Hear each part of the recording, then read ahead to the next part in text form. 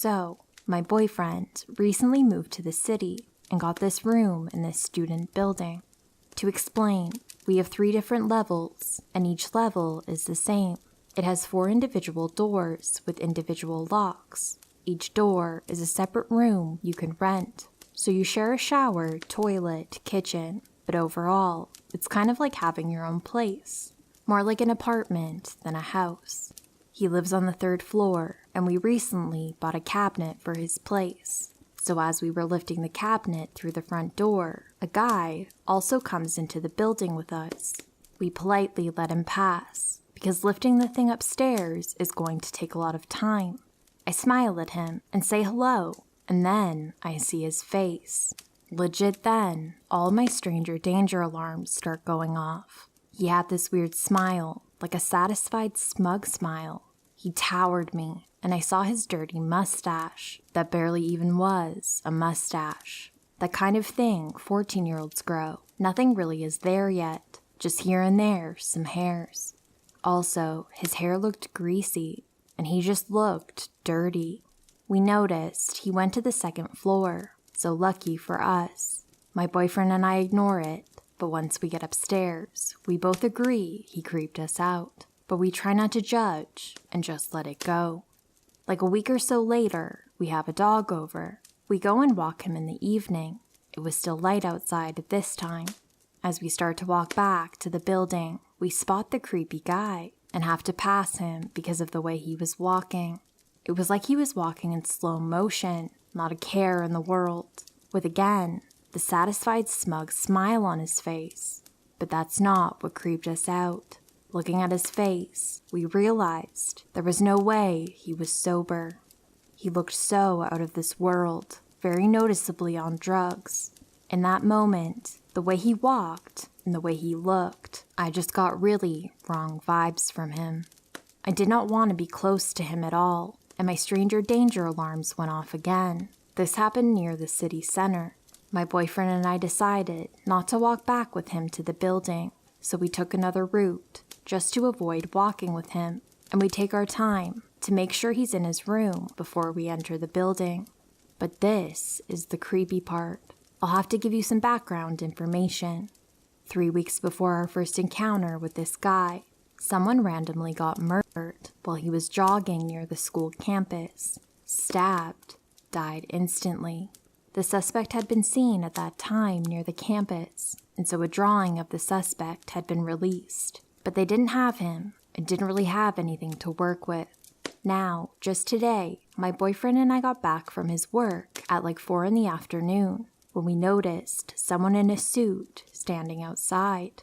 Later that night, the guy who lives next door catches me as I just got back from the bathroom and asks me if we already have a key to the front door.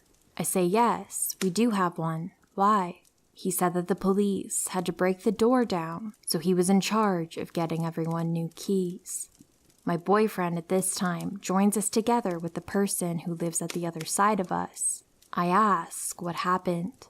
Apparently, the guy who killed the person near campus lived on the 2nd floor. Legit, my hair starts standing up straight when I hear this. I asked if he'd seen how he looked. He told me he was tall, black hair with a weird mustache, and looked kind of dirty. It was the creepy dude. My boyfriend and I are still in utter shock that we lived so close to this murderer, someone who walked around near the city center and cooked his dinner in the shared kitchen while he took someone's life, someone I smiled to, said hello to, and tried to avoid. So, creepy murderer, living in the same building, let's not meet again.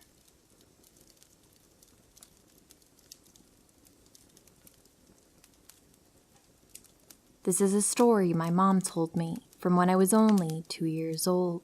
My family has a small acreage in the Canadian prairies. It's not too far out from the city, but far enough that it was very rare to have unexpected visitors. At the time, we had some sheep and chickens, but it wasn't a huge farm. It was just my mom, dad, sister, and I. My sister was 5 years older than me, so only 7 at the time. We also had a sweet dog named Maggie. My parents have always said that she was the best farm dog we ever had. She was some sort of Bouvier cross, with shaggy black hair, and was very sweet with animals and kids. She also never barked or got upset without a very good reason, much unlike our last pup, who, bless her soul, would bark at the wind. My dad was out of town this particular night, probably visiting my grandpa in his town down south. My mom was alone with just us little guys, and Maggie was sleeping soundly on the porch. My mom woke up in the middle of the night to Maggie growling. My mom's a pretty light sleeper, so it doesn't take much to wake her up, but this was very unusual behavior for our pup. My mom thought it was probably an animal, so she took a peek outside. Sometimes coyotes or large bucks would upset Maggie, so that was the most likely explanation. However, this wasn't the case that night. Our farm is right adjacent to the highway, and there is a long, unlit lane that leads into our yard. It wasn't obvious at first, but my mom saw a dark vehicle slowly creeping down the lane. The car's headlights were shut off, and we didn't have a lot of light in the yard. My mom's stomach immediately sunk. Anyone with good intentions wouldn't shut off their headlights. She also had 2 little kids in the house that she had to protect. She watched them slowly creep into the yard. I don't know how many there were, but at least a couple of guys got out of the vehicle and headed towards the shop where my dad keeps his tools, tractor, etc. At the time, there was a big power panel on the side that controlled all the electricity to the yard lights and the house. They opened it up and started to go through it, evidently trying to figure out how to shut off the power.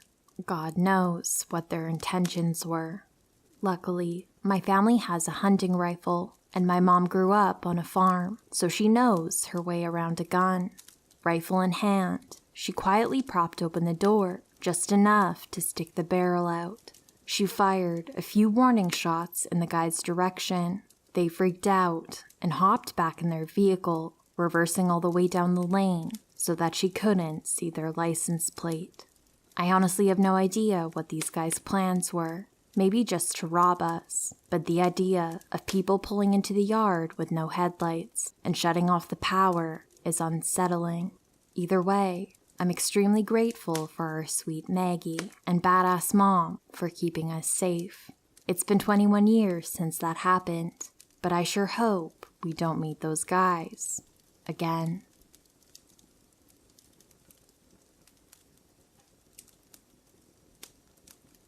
We moved into a house in the country about 4 months ago.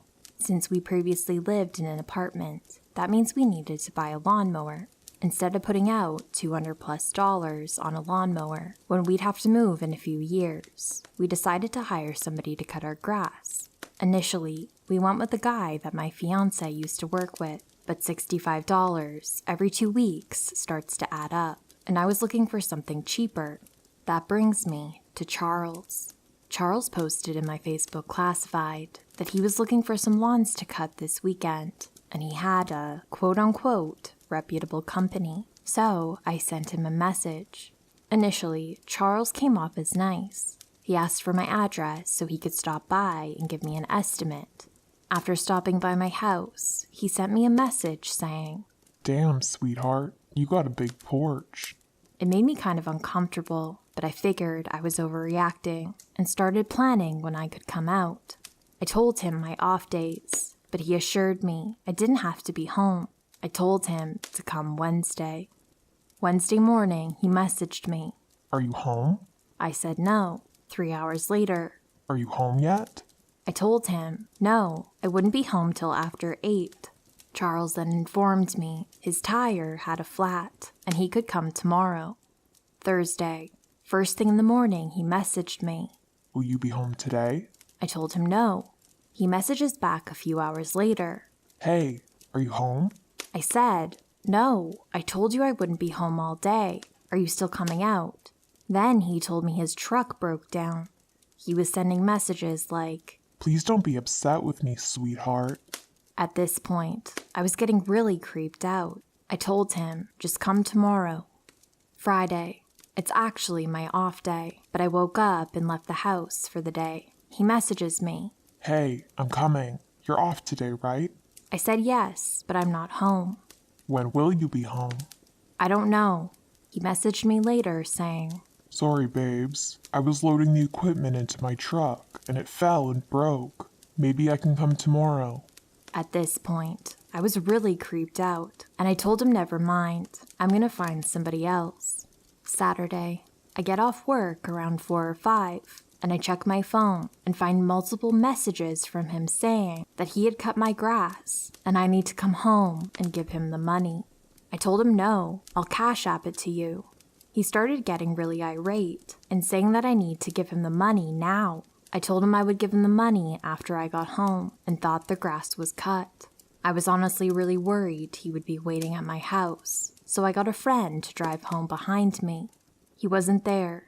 I sent him the money, and I thought that was the end of it. Fast forward to 2 months later, I'm on the phone with my fiancé as I drive to class, and he tells me that he has to get off the phone because there's somebody walking down our driveway. I asked him what he meant, and he said there was a man walking around our driveway and front yard. After I got to class, he texted me, telling me it was just a man who had come by to promote his lawn care business.